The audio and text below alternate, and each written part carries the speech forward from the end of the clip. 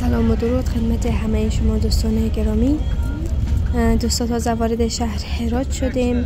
البته نشد که از رو در ویدیو بگیرم و پای ما پیش خودم نبود و من خیلی شهر هرات خوش دارم و تازه وارد شهر هرات شدیم. خیلی شهر منظم و پاکی هستم و بعد از اینکه رفتیم خانه نشد که از او قسمت هایشم ویدیو بگیرم و من از کوچه های هرات، از خانه های هرات و از مردم هرات خیلی خوشم میاد.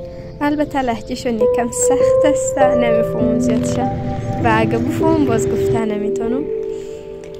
به مو خاطر یک کمی سخت است و دیگه خیلی قشنگ، خانه های منظم، کوچه های منظم، خیلی پاک است و خیلی خوش دارم.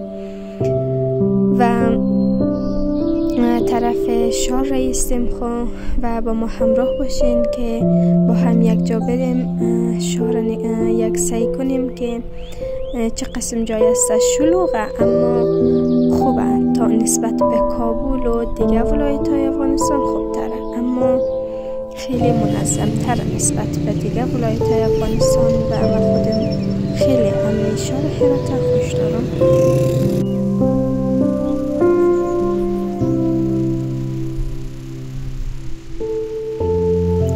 پس بریم که یک دفعه شهر هرات یک کمی با هم ببینیم.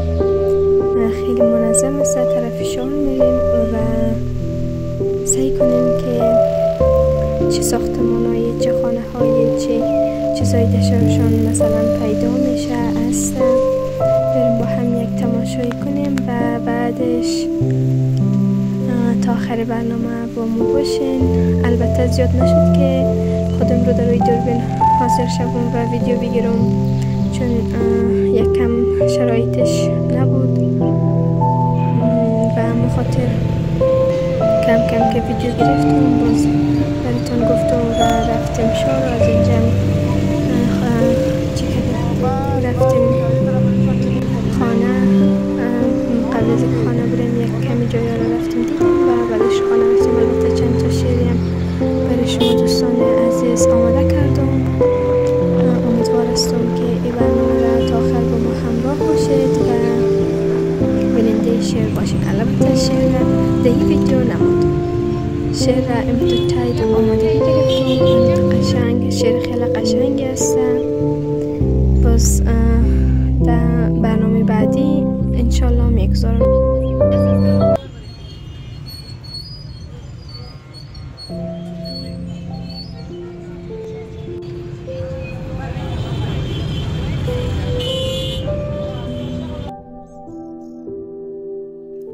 و منجا یکم منتظر شدیم که چشمم به آب میوه سرای بهار خورد.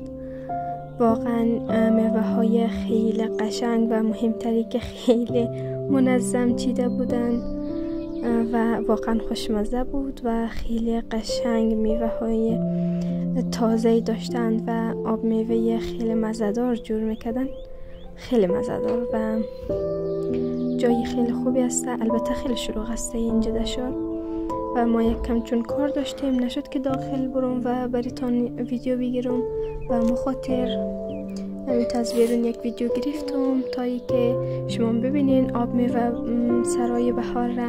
خیلی میوه های تازه داره، خیلی هم قشنگه و مزه‌دار جور میکنن. حتما اگر مسیرتون خورد یک سر بزنید.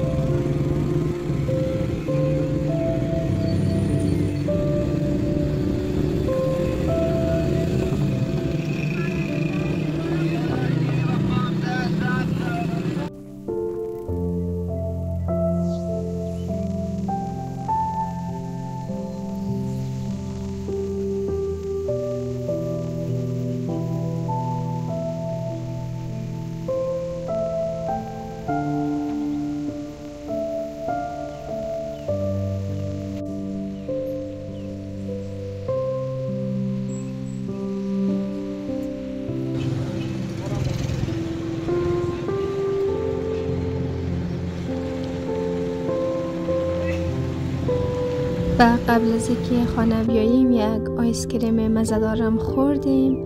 البته جایتان خالی. و از اینجا رفتیم خانه که از دوستای ما بسراق پخته کردن. البته اینجا ما بدون خبر رفتیم به خاطر یک کار دیگه، اما اونجا رفتیم که اینا بسراق پخته میکنن و ما هم شروع کردیم به کار کردن. ما خالی من بودیم و من اینجا یک بسراق جدید یاد گرفتم. البته یک طرح جدید، یعنی قبلا یاد نداشتم، در یوتیوب دیده بودم ویدیوهایش را، تا به حال امتحان نکرده بودم. اینجا رفتم که به اصطلاح بولیم از رقم پخته میکرد و من شروع کردم یاد گرفتم. خیلی زود گرفتم، البته آسان است. خب طریق پختش هم اونجا هستش، یعنی اگر ویدیوها را سعی کنید یاد میگیرید که چه قسم جور کرده.